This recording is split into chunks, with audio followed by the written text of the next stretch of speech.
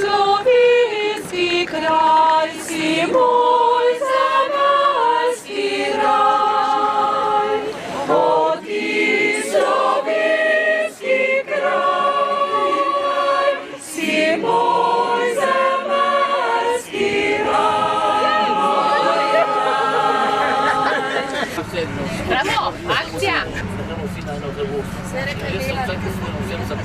Sempre a cavallo, Mešani pevski zbor Motiv si je za svoje poslanstvo izbral negovanje in posredovanje slovenske ljudske, umetne in sakralne pesmi med slovenske rojake razseljene po širnem svetu. To je neizogibno vezano na prijetna in včasih tudi naporna potovanja in nastope.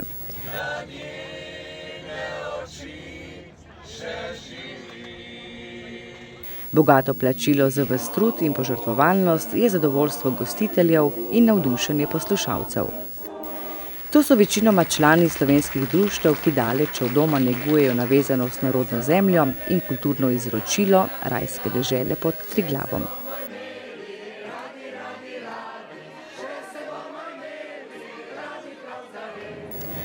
Na začetku 20. leta gospodovega v 3. tisočletju je naš pomlajen zbor odpotoval med slovenske izseljence v Belgijo in na Nizozemsko.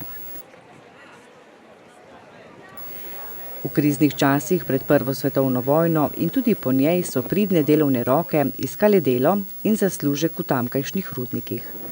V tujem kraju so si ustvarili košček domovine z ustanavljanjem društev, kjer so ohranjali slovensko besedo in kulturno izročilo v pesmi, prozi in molitvi. Nekatera društva delujejo še dan danes, ko je delovno aktivna že 3. in 4. generacija izseljencev. Naš gostitelj je bilo še vedno aktivno slovensko katoliško društvo Tlomšek s sedežem v rudarskem mestu Masmelchen.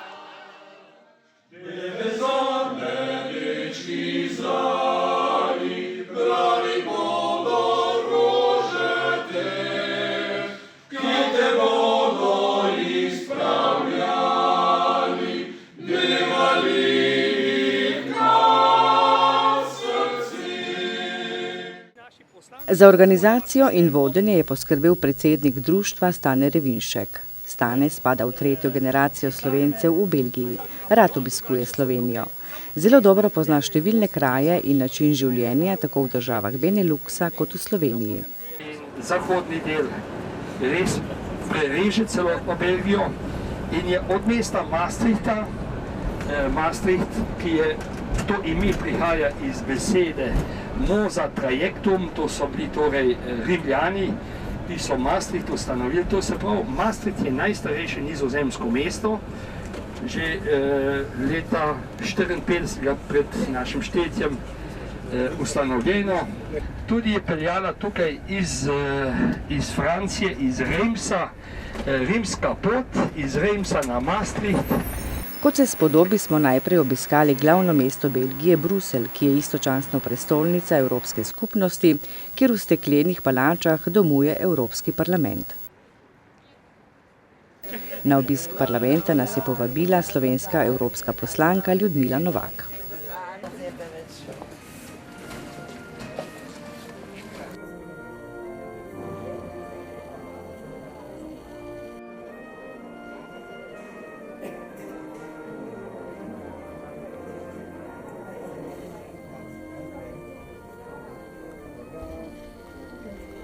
Tako da to je spomenik, ki se imenuje Sotočje, v angleščini Confluences. Predstavlja pa, kako voda se steka, kako se države stekajo ena v drugo in bežijo druga z druge strani. V Evropskem parlamentu. V Bruslju je eden izmed 3 sedežev Evropskega parlamenta. Tukaj se sicer največ stvari dogaja. Glavni sedež Evropskega parlamenta pa je v Štrasburu. Je že bil to v Štrasburu? Ja. Tam je pa tista modra dvorana, ki jo včasih vidite po televiziji ali pa na slikah. No, tam imamo plenarna zasedanja, tukaj v Bruslju pa imamo zasedanje odborov, politične skupine, priprave na Štrasburg, enkrat na mesec pa gremo potem od ponedeljka do četrtka na plenarno zasedanje v Štrasburg. Ozimi a rožice cvetu, devojka pa za pušečako, pušec pač mora bit, zelena glav, z njimom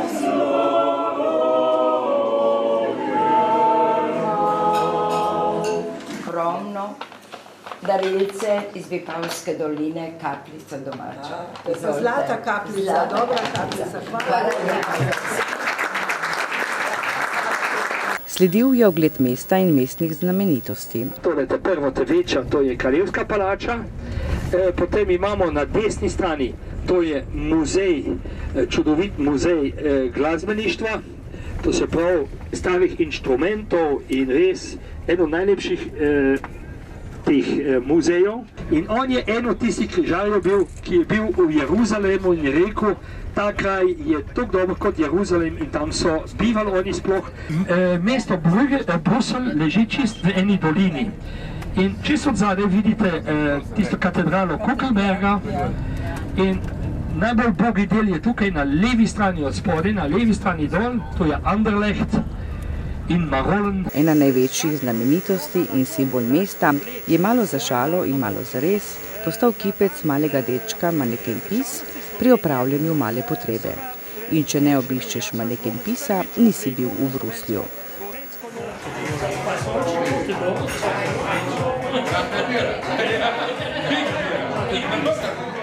Kot se zapevski zbor spodobi, se je na glavnem mestnem trgu slišala tudi slovenska pesem. Živimo si narodi, ki krepeli dočakata, lagodar sonce hodi, prepiri sveta popregna.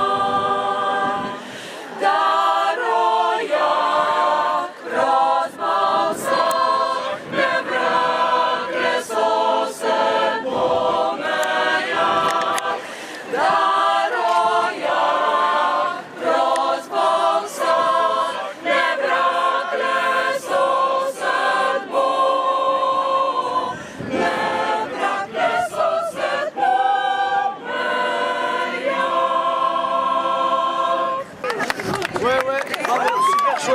Very good. O ti slovenski kraj, si moj zemeljski raj. O ti slovenski kraj, si moj zemeljski raj. Preganjaj se mi sam tebi, kako sem tužno slovo vzel. A zdaj, kot krašim tuja tla, ljubezen prava je prišla. O ti slovenski kraj, si moj zemeljski raj. O ti slovenski kraj, si moj zemeljski raj. Čisto na kratko, tukaj stojimo pred eno katedralo, ki je na temeljne postavljena bivše romanske cerkvice. Prvi svetnik in glavni svetnik mesta Bruslja je sveti Mihael, ki je tudi patron celotnega mesta. Izven tega so pa tudi podarovali te cerkve še drugo svetnico in to je sveta Gudula. Gudula je pa bila ena zelo bogata plemiška ženska, ki je iz okolice Brügge tam šla stran, ker je bila dosti vedela, da je tukaj večja revščina in je tukaj začela se ukvarjati z udovim ženskam brez moža in z otrokami in je celotno posestev vse podarila tem ubogimi. Tako da je ona postala tukaj prav svetnica in saj so jo v 14. stoletju izklicali za svetnico, tako da je postala tale cerkev svetega Mihaela in svete Gudule. Slovenska sakralna pesem se je slišala tudi v glavni bruseljski katedrali.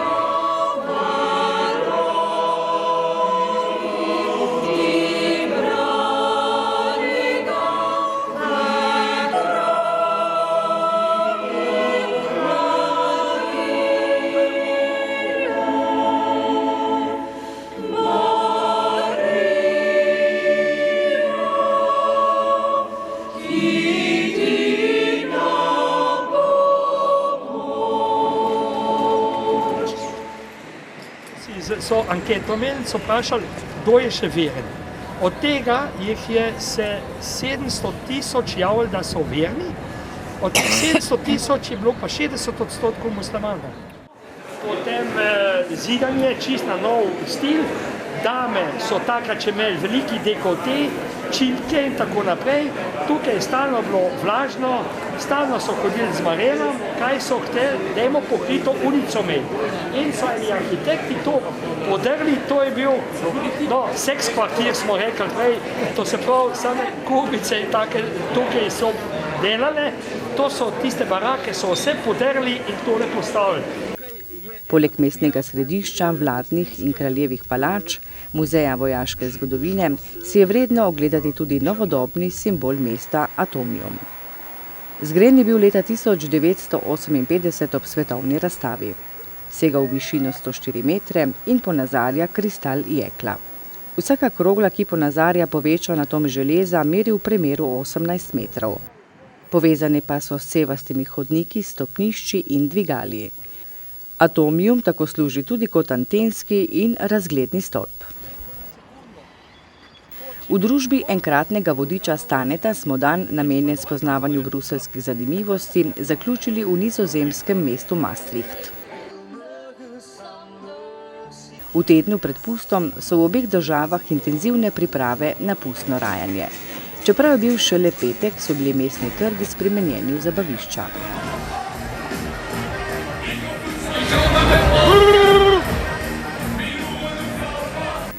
Kljub intenzivnim pripravam in vihranju pustnih zastav, pravega karnevala letos ni bilo. Preklican je bil zaradi širjenja okužbe s koronavirusom. Toda topel krompirček je v hladnem večeru prijetno ogrel podhlajene prste. Tudi gosti hotela Admiral nikakor nismo mirno spali. Ena noga sem, da ne pade noter. Proti jutru je bilo slišati celo nekoliko hripavo zapete podoknice, kjer so vodilni glas prevzele dame.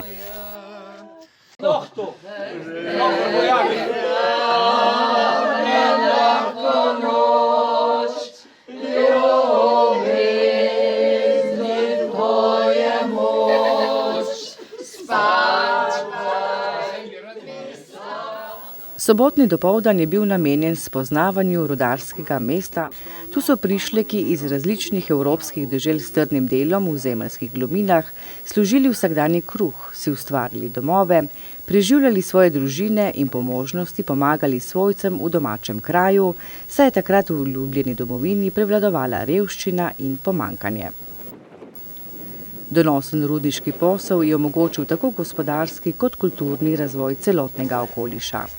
Stanovanje za vodarje prvič, potem poskrbel za šole, poskrbel za cerkvijo, poskrbel za kazino, pa kazino ni za igrati, ampak je bila naša farska dvorana.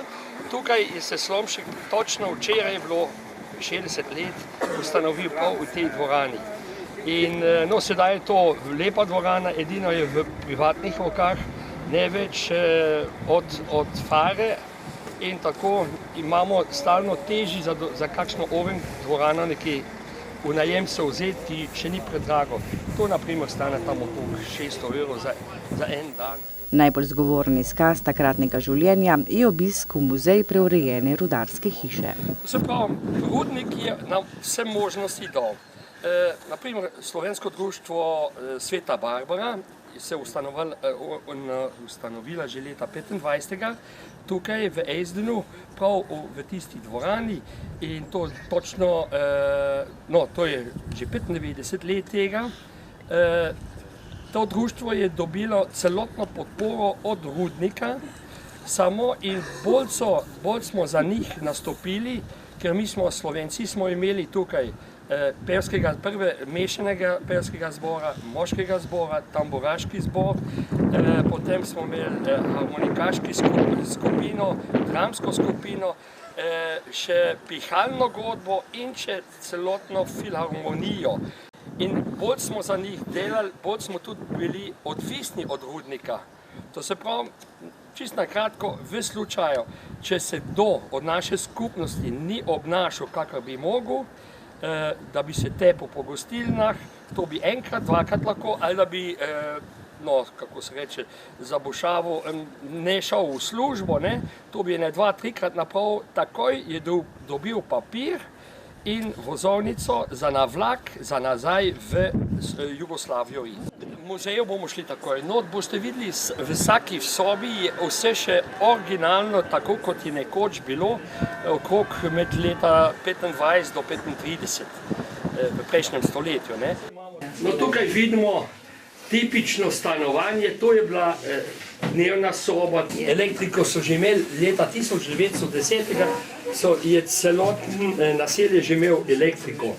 Vsak rudar, ki je prihajal sem, je s prvo plačo si lahko kupil malo za jesti in tako naprej. So stanovali najprej v takšnih domovih in tako, da so oni tam začeli, ko so pa svojo ženo ali prijateljico sem povabili, tako da sta bila dva, so takoj hišo dobili, stanovanje. In to stanovanje vsak je lahko to potapiciral, kakor je mogel, po svoji možnosti. Še nekaj, Slovenci smo edini bili, ki smo kot društvo pravzaprav za socialno društvo bili, ki je vsak Slovenc oddal 10% svoje plače društvu in društvo je skrbelo potem, v slučaju, da bi kjer se po nesrečju ali umrl ali bolan postal, je on dobil 60% od svoje plače, kaj je imel, zadnje plače, plačan za naslednje dneve ali za toliko dolg, da je bil bolan. Tako da, ker mi še nismo imeli tisto socialno zavarovanje, to še ni bilo v Belgiji, Slovenci so s tem začeli. Komaj 33. leta so dobili tole socialno zavarovanje v Rudnikah. Mi smo nekje stalno bili malo napredni, to smo se pa vsi naučili že od Kreka, pa v Sloveniji takih ustanov dovolj bilo. Mislim, od 46. leta so dobili četrtkov večer, ampak takrat je toliko dolgo trajalo, da so ga komaj v nedeljo dobili. Ker zime so takrat zelo hladne bile, so pa cego vzeli, jo v peč dali, ga segreli, ga zavili in v poslo dali. Tu smo imeli tudi meše. Lahko pa rečemo, da rudarji so težko delali, ampak so toliko denarja zaslužili, da so večino od njihove plače, rečemo, da so polovico se obdržali za tukaj živeti, eno polovico so pa, delček so oddali za društvo, en velik del so pa poslali nazaj v Slovenijo, tako da je tam po leta 1920, da so se naši sorodniki tam lahko preživeli, ker je največja kriza bila v 20 letih do 35. leta v bivši Jugoslaviji. Prvi Slovenci so imeli slovensko šolo od leta 33. naprej. Smo imeli enega učitelja, Stovička, iz Ljubljane, ki je bil tukaj učitelj za naše otroke, mislim za otroke takrat. Ne? In to so imeli predavali 2-krat na teden, v sredo popoldne in v soboto popoldne. Potem je to prenehalo, Jugoslavija ni več plačala, se je potem on šel sam delati v rudnik, je dobil eno pisarniško službo, ker je znal dobro francosko, je v pisarni delal in poučeval otroke. To je bilo do druge svetovne vojne, potem je se on preselil nazaj v Jugoslavijo. Po drugi svetovni vojni je pa prevzel naš župnik za naše Slovence tole točko, tako da so se naprej učili slovenščino, ampak to preko pesmice, recitacije, teh domačih igr. No, tako da smo imeli še dramsko skupino tudi in to je kar dobro delovalo do 68-70 leta. Po drugi svetovni vojni se je jugoslovanska politika vmešala tudi v delovanje slovenskega društva. Da je jugoslovansko kulturno in prosvetno društvo, to so mogli, ne? Je pa vpliv od Jugoslavije in od UDBE tako visok bil, da so oni svoje ljudje sem poslali, je bil en iz doma iz Škofje Loke, kako mu bilo ime, Smrke, njega so sem poslali, je takoj postal tajnik v tem društvu in on je vse poročeval v Jugoslavijo. Ma čisto vse, to je bilo po drugi svetovni vojni. S tem so povzročili razkol in ločeno delovanje dveh društev. Mi smo pa rekli, ok, če bo na to, bomo se pa mi prepisali in ustanovili novo slovensko katoliško in prosvetno društvo, pevsko in katoliško društvo Slomšek. In točno 21. to so pa včeraj, 60 let tega so podpisali, da bodo se zavzeli za slovensko društvo, da bomo ohranjevali svojo pesem, svojo besedo, svoje običaje, da te prinesli na naše potomce, da bomo skrbeli za šolstvo, za naše otroke, da bomo skrbeli za naše bolnike, da bomo skrbeli za naše pogrebe, za slovenske pogrebe, kaj je še bilo, 10 točk smo imeli, potem pa, da bomo tudi stalno skrbeli in sodelovali z župnikom. In tako je naše društvo še stalno obstaja, ampak je stalno težji in težji, mlajše ne dobimo, 3., 4. generacija, no jaz sem že 3. generacija, moje 2 sinova prihajata, no moji vnuki se pa že učijo tudi slovensko, pri nas doma govorimo slovensko z njimi, tako da bojo kakšno besedo že znano. Bomo še tako lepo govorimo, reči, da ste na svinjaste. Po zaprtju rudnika je upravna stavba in okolica dobila povsem drugo vsebino. Na rudnik spominjajo le konstrukciji rudniških dvigal in pa spremenjena okolica. Rudarji so prišli tam od zadaj ven, so šli s tem dvigalom vzdolj in ko je te kolesa so šli dol se vrteli, to je bilo podzemeljsko povezano s tem, takrat ko so šli oni dol, je prišel premog gor. In to se stalno tako dvigalo.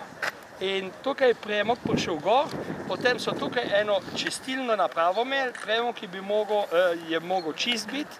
Zaradi izkopov velikih količin materijala se je celotna pokrajina pogreznila, kar se lepo vidi na vodnem kanalu, pod katerem niso izkopavali in je zato ostal na svojem mestu. Saj kanal je višji kot pa vas tle od spodaj. Vidite, celotne 8 metrov se je to znižalo. Stari mlin na veter pa priča, da so znali Belgijci poleg premoga s pridom izkoriščati energijo vetra.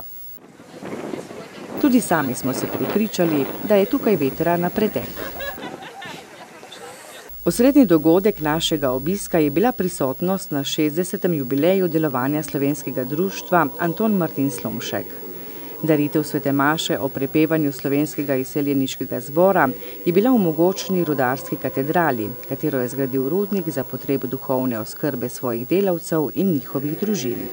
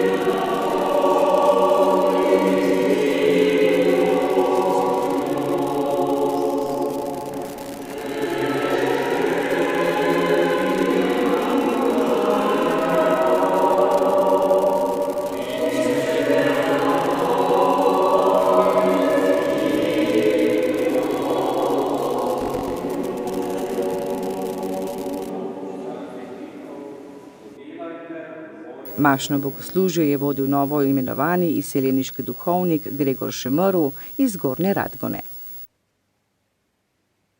Torej, skupna točka je, da so Slovenci tu in tam, to je skupna točka in vera, je pa pač nekoliko drugače, pastoralno kot v Sloveniji, pač vse ne take prilagoditve in malo so razlike, je pa tudi dosti podobnosti.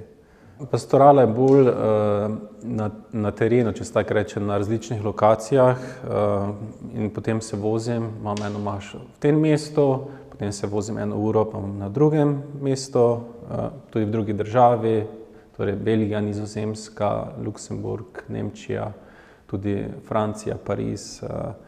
Različno tako se pomikamo in tako pokrivam. To je pač ena razlika, da nisi v eni župniji in imaš samo to, ampak je rekli več skupnosti. Jaz sem tu za slovenske vernike, bom pa tudi za domačine, imam pa zdaj to leto čas se naučiti nizozemski in tudi sem že en tečaj opravil nizozemščine uspešno, sedaj še višjo stopnjo želim opraviti, tako da to leto imam sicer priprave, bom pa se tudi vključil za nizozemske vernike, oziroma belgijske, nizozemsko govoreče. V vseh ljudeh je želja po duhovnosti, in nekako, bom rekel, veliko ljudi čuti, da je Bog, da je višja sila in v določenih trenutkih so bolj ali pa manj odprti za to, ampak mi smo tu, da jim spregovorimo o Jezusu, o veri, o veselem oznanilu, tako da, morda ni tako, bi rekli, tako mogočno, ampak pač v danih okoliščinah je pa še vedno prisotna vsaj določena vera. Človek gre skozi različna obdobja, enkrat je, bi rekli, slep za neke stvari, drugič nekaj doživi in se mu odprejo oči in spregleda. In za te trenutke, ko nekdo išče nekaj več duhovnega spregleda, smo mi tu, da jim spregovorimo, spremljamo. Ali pa tudi, če tudi tako samo pasivno spremlja, smo tu, da povemo ene spodbudne besede, sporočilo vere, upanja in ljubezni, enega sporočilo boljšega jutri in tudi sporočilo, da je ljubljen od Boga, takšen kot je, grešen in tudi dober, obojno, ker vsakokrat v nekem obdobju pride ta trenutek, ko človek začuti ali ob pogrebu, ob izgubi, ali sliši nekaj, prebere, in takrat se sprašuje po nekem več. In takrat jaz kot duhovnik ali pa tudi kdo drug želimo dati tisti odgovor na to vprašanje. Srečam veliko družin, določene skupnosti so predvsem mlade družine, ki imajo številne otroke ali pa imajo kar nekaj otrok, tako da zelo lepe so maše z družinami in potem otroci igrajo violine, kitare, različno, zelo doživete so take maše. In se mi zdi, da tu je kar poudarjeno, bom rekel, zelo. So različne religije, tudi znotraj krščanstva so še potem, poleg nas katoličani, evangeličani, binkošniki, pa tudi muslimani je tukaj kar nekaj. Ampak vsem poskušamo voditi en dialog, prijateljski odnos, poudariti tisto, kar je skupno, verujemo v Boga, se trudimo biti dobri, tako da poskušamo biti v dobrih odnosih, prijateljskih. Tudi danes praznujemo Prešernov dan in bom spregovoril pridigo tudi o ljubezni domovine, o domoljubju. Je pa res, da v nekem smislu se počutim tudi tu doma, kjer so Slovenci, je nekako tudi Slovenija in je dom. Gospod z vami, višku srca, zahvalimo se Gospodu našemu.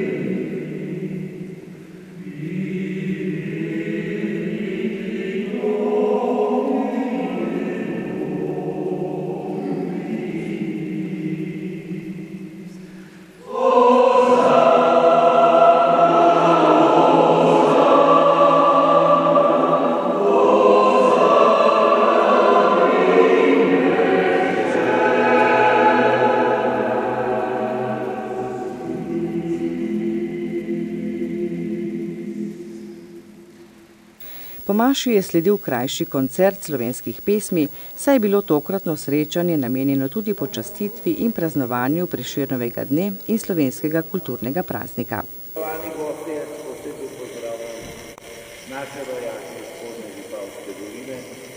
Obeležujemo Prešernov praznik, obeležujemo 60. obletnico Slovenskega katoliškega in pevskega društva Slomšek.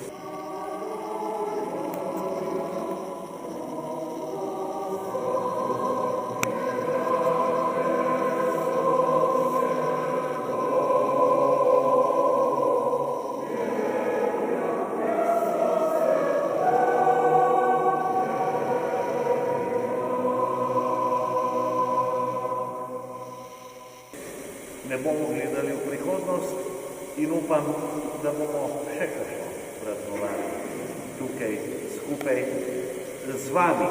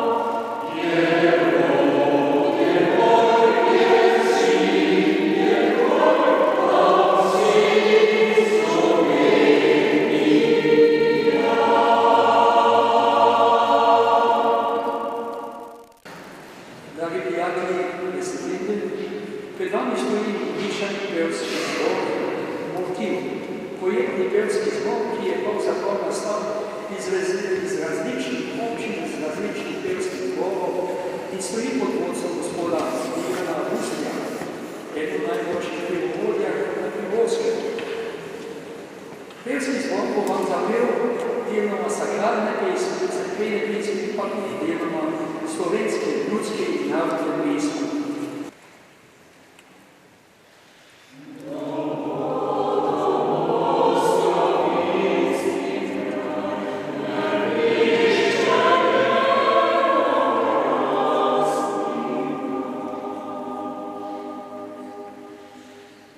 Thank you.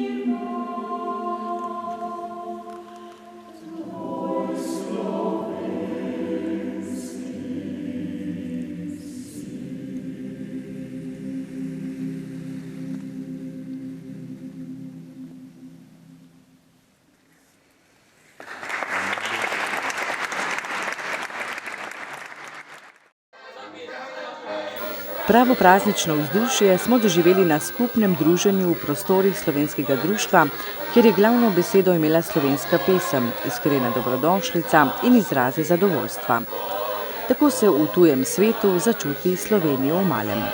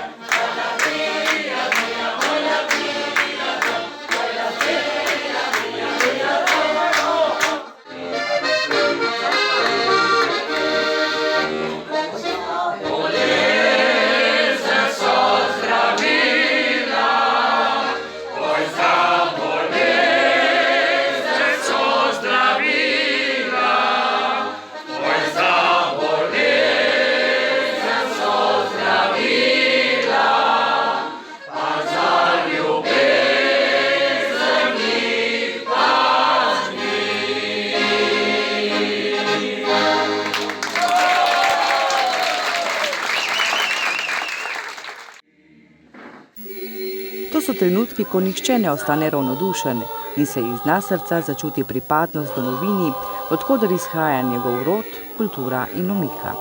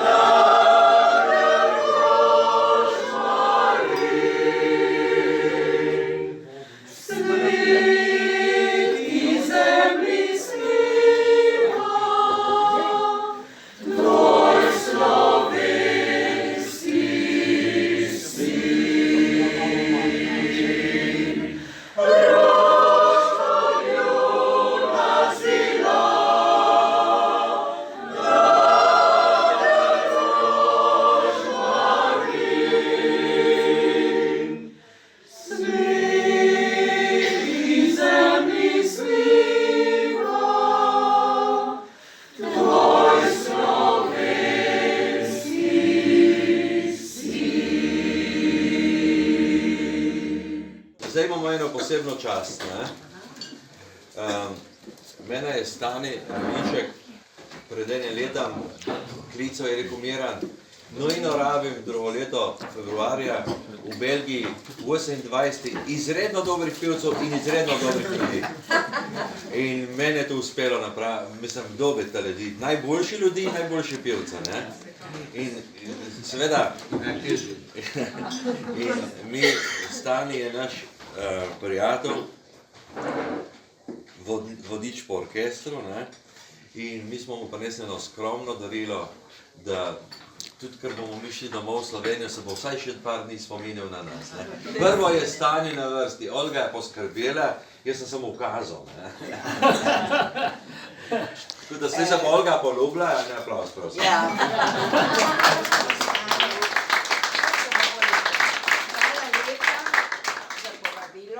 Zahvaljujemo se vam za vaš trud. 3 dni ste se trudili z nami. A 3 pa pol. Še jutri to. Še ne gremo domov. Še jutri. Pristna domača primorska potica. Šalam, primorski in planinski sir bio. Bio sir. Tako da upamo, da bo kaj nucov. Bo si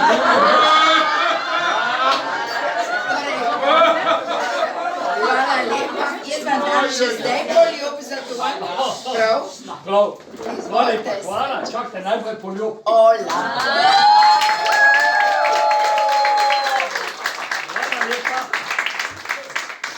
Gospoda župnika, duhovnika, še to pokličali.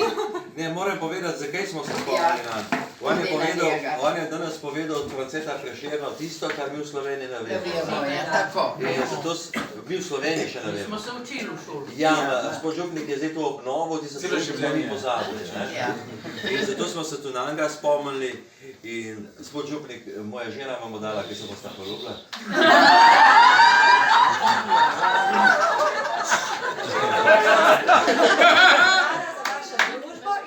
Za spodbudo in krasno bogoslužje in tako naprej. Ja, prav najlepša hvala.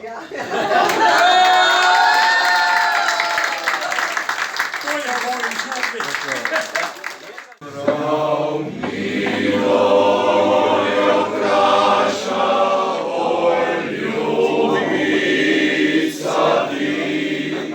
Za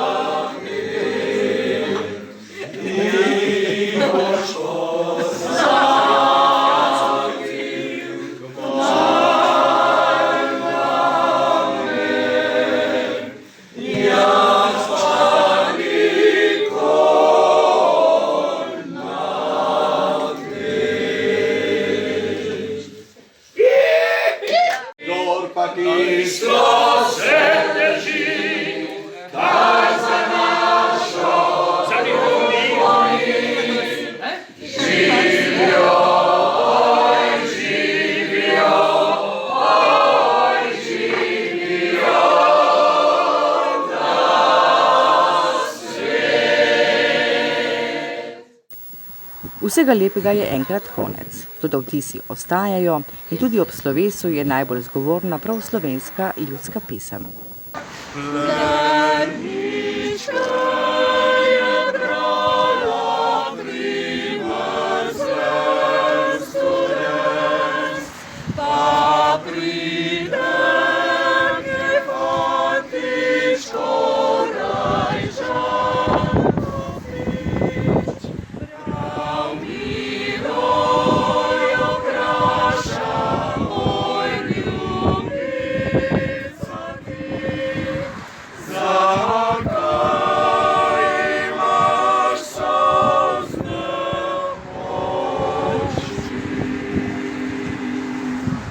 Lepo se imejte, zdravo ostanite naprej, prepevajte, vi ste stalno dobrodošli tukaj, lahko zmeraj kaj organiziramo in če nimamo večjo dvorano, gre tudi vse v majhno dvoranco, ne? Še bolj majhno je, bolj luštno bo. Zaenkrat srečno pot vam želim, dobrega zdravja in pojte naprej tako kot sedaj. Toda prepevanja še ni bilo konec. Tudi na letališču smo si krajšali čas s prepevanjem in igranjem klavirja.